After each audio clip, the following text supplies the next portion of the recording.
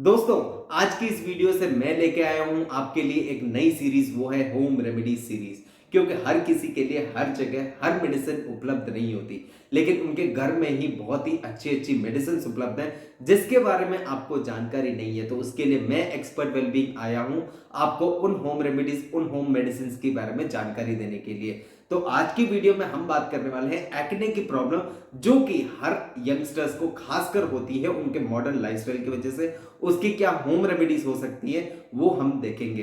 तो वीडियो शुरू करने से पहले दोस्तों मैं आपको बताना चाहूंगा, अगर आपने चैनल को सब्सक्राइब नहीं किया है तो चैनल को फटाफट सब्सक्राइब करिए और बेल आइकन दबाना मत भूलिएगा ताकि आपके पास पहुंच सके हमारे हर वीडियो को नोटिफिकेशन टाइम टू टाइम पर। तो चलिए दोस्तों वीडियो को शुरू करते हैं। नमस्कार दोस्तों, स्वागत है आपका एक्सपर्ट वेलबींग में। सबसे पहले दोस्तों ये जानते हैं कि एक्ने होता क्या है। Acne is the result of high पित्त दोषा।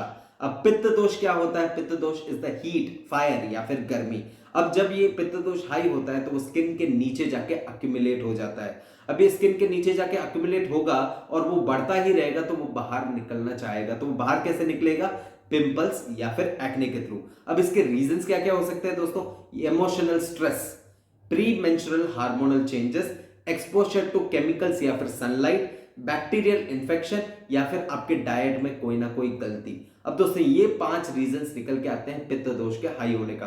तो इन पांचों में आपको सावधानियां रखनी है।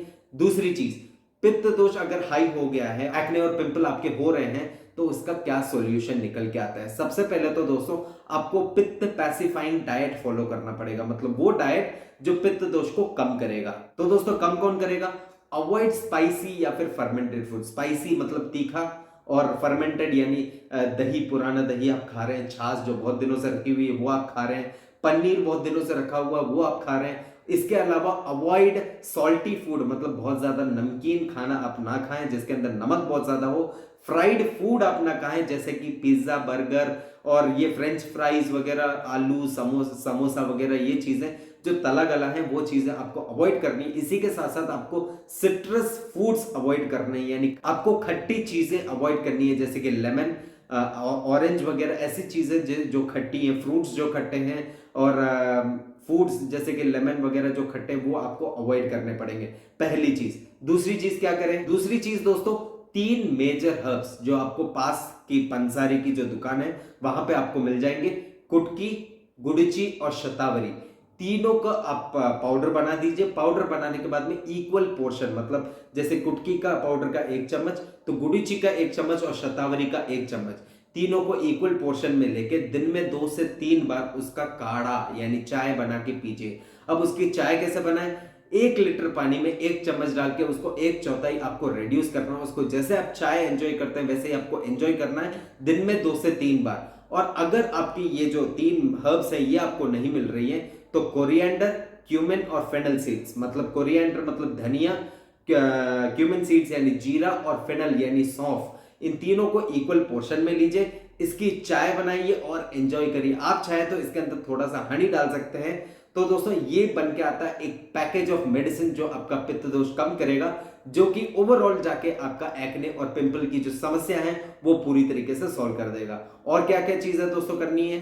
प्योर एलोवेरा जूस, मतलब आपके घर में एलोवेरा अगर अवेलेबल है तो आप घर में ही एलोवेरा जूस बना दीजिए। और अगर एलोवेरा जूस अवेलेबल नहीं है तो मार्केट से प्योर पतंजलि का एलोवेरा जूस आता है वो आप खरीद सकते हैं। और रोज सुबह आपको आधा ग्लास, मतलब अगर आप जूस मार्केट से खरीद रहे हैं तो उसको वो कॉन्सेंट्रेटेड फॉर्म में रहता है, तो उसका एक ढक्कन यानी लगभग 10 to 20 ml का एक ढक्कन और उतना ही पानी डाल के आपको लेना है। और अगर आप घर पे ही बना रहे हैं तो आधा कप मतलब लगभग 20 to 30 ml होता है, अप्रॉक्स 40 ml होता है, उतना आपको रोज सुबह पीना है। तो आपका पित्त दोष कम हो जाएगा और आपके एक्ने और पिंपल्स की समस्या पूरी तरीके से ठीक हो जाएगी। चौथी चीज दोस्तों, आपको अपना कोलन क्लीन रखना है। कोलन यानी आपकी आंतें जो है वो आपको रखनी है साफ। अब वो साफ कैसे रखें?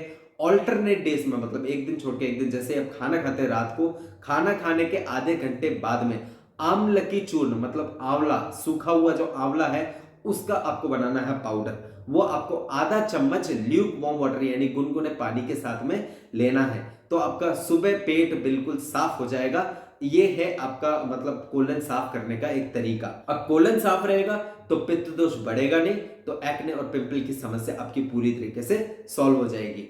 पांचवी चीज दोस्तों, योगा। अब योगा भी कौन सा? चंद्र नमस्कारा, मतलब आपका जो चंद्रमा है, चंद्रमा को देखते हुए मैंने ये रात को ये चंद्रमा नमस्कार किया जाता है। ये क्या, चंद्रमा नमस्कार करने से चंद्रमा क्या करता है, आपके बॉडी को एक कूलिंग इफेक्ट देता है जो कि पित्त दोष को डाउन करता है। ओवरऑल एक्ने और पिंपल की समस्या पूरी तरीके से सॉल्व कर देगी।